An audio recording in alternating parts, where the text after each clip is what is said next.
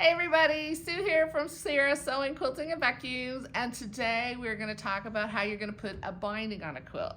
So I've got my beautiful quilt top here. I worked really hard on it. What do you think? And I've got my binding. So what this is just 2.5 inch strips that I've sewn end to end. So I've got one big long strand, long enough to get around my whole quilt. I call it my strand of spaghetti. And what I'm going to do is actually I am going to start on the back of my quilt.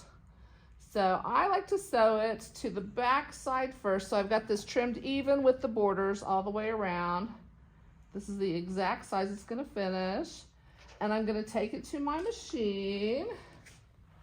Now I like to leave myself a tail, usually about 10 inches. If I had a bigger quilt, I'd have a longer tail, but this will do for what we're doing today. I've got it set up just a straight stitch and my 1/4 inch foot. And I'm going to come here. And again, I've left myself a tail, about 10 inches, and I'm gonna start sewing. Here I do back stitch because sometimes when you try to join the two ends, it kind of pulls out. So I'm gonna secure that a little bit. And I like to sew with my needle in the down position. And that way, if I need to arrange stuff, that kind of holds it in place for me. Oh, I'm still going backwards.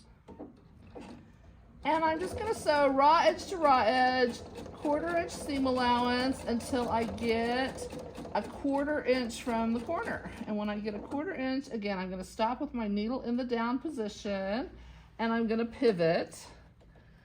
Then I'm going to take it, I'm just going to cut my thread and I'm going to pull it off of the machine far enough that I can fold it. And I want to fold it so that this makes a 45-degree angle straight up to the corner.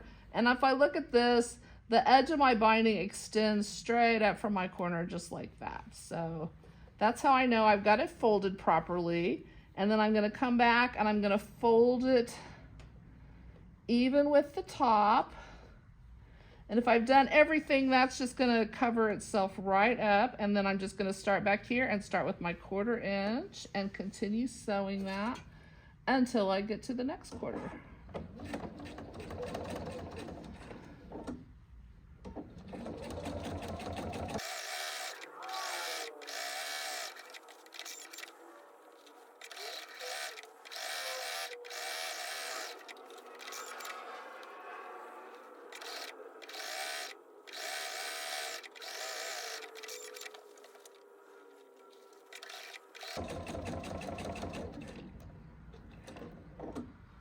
Okay, so now I'm back. I want to leave myself another tail so that I can join the two ends together. So I'm just gonna, again, reverse a little bit to secure that.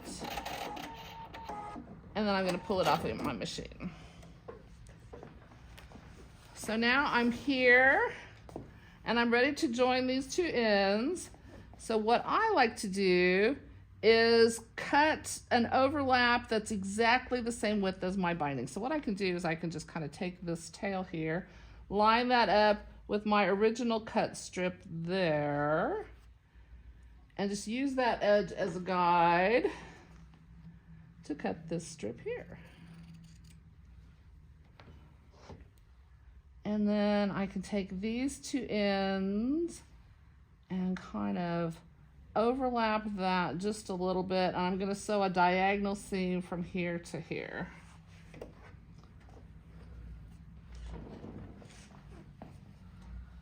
So what I do is I put my needle down in where that the fabric crosses itself right there.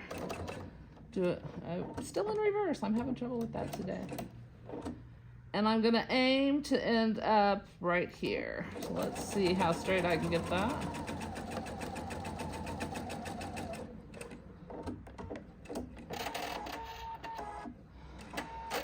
All right.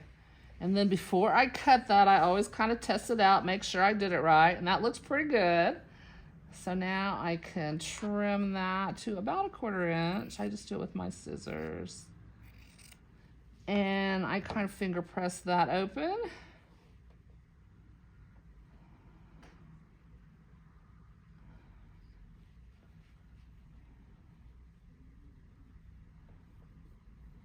to kind of lay flat a little bit.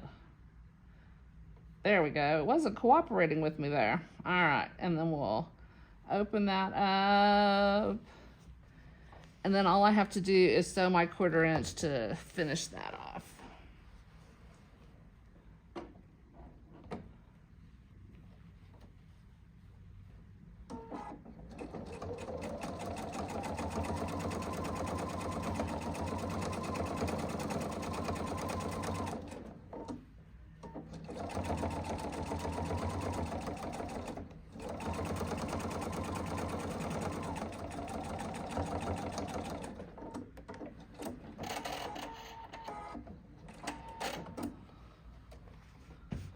Okay, so now I have it all around on the back side. So what I want to do is turn it over to the front, and I'm going to flip it around, and I am going to top stitch that down to the front. And if all goes well, those little corners that we folded so neatly will make that perfect little miter there. The foot that I like when I am doing my top stitching, on the faff, this is called a bi-level top stitch foot. Looks kind of like that. And I don't know if you can see it, but there's a little red mark here on the corner, and that corresponds with the groove that's in the back. So there's a groove that's about 1/2 inch, and that is perfect for sewing on my binding. So your binding is just going to slide in that groove. It's going to keep it perfectly in place. So when I put my foot on, I'm going to move my needle position closer to that left side. So I'm just going to move my needle position over. And -2 on this machine is about right for me. So I'm going to take this, and this one I do like to kind of start at the corner. And if I kind of fold this in place, there's a little thread there. I'm going to tuck him inside there. So see how that makes that perfect little miter? If I put my needle down right in there, that's going to hold that. So when I come back around, it's going to already be folded in place. And I'm going to fold that just past the stitching line. So as I sew, I'm lining up that little red mark there with the edge of my fabric, and I'm folding that over.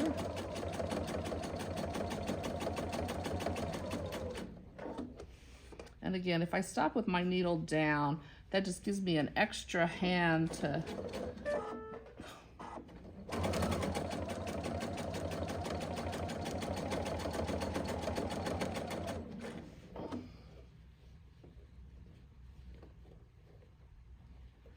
I can go ahead and fold the next one up, so when I get there, again, my needle will catch that and hold that in place.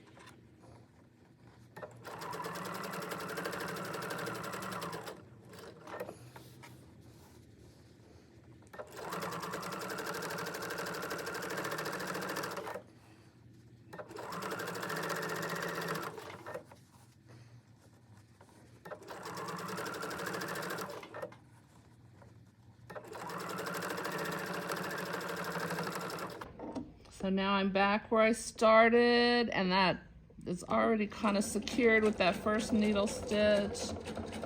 I'm gonna catch that right back.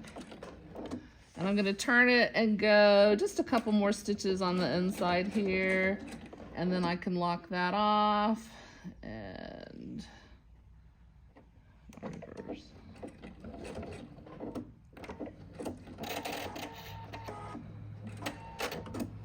But that foot allows me to sew right along the edge of that fold, and it gives me just a really nice straight line on there. What do you think? If I look at the back, I would have used a bobbin thread that matches my backing fabric, but it's going to be just right inside of that line there. So if I had used a black thread, it wouldn't be so obvious on there. But I think it gives it a nice professional finish. It's nice and sturdy, and I don't have to do anything by hand. What do you think? All right, well, that's another foot to give a try. It'll give you a nice finish on a nice finish for your binding, and I just hope it helps you get lots of quilt tops done. So anyway, thanks so much, and we will see you soon. Bye-bye.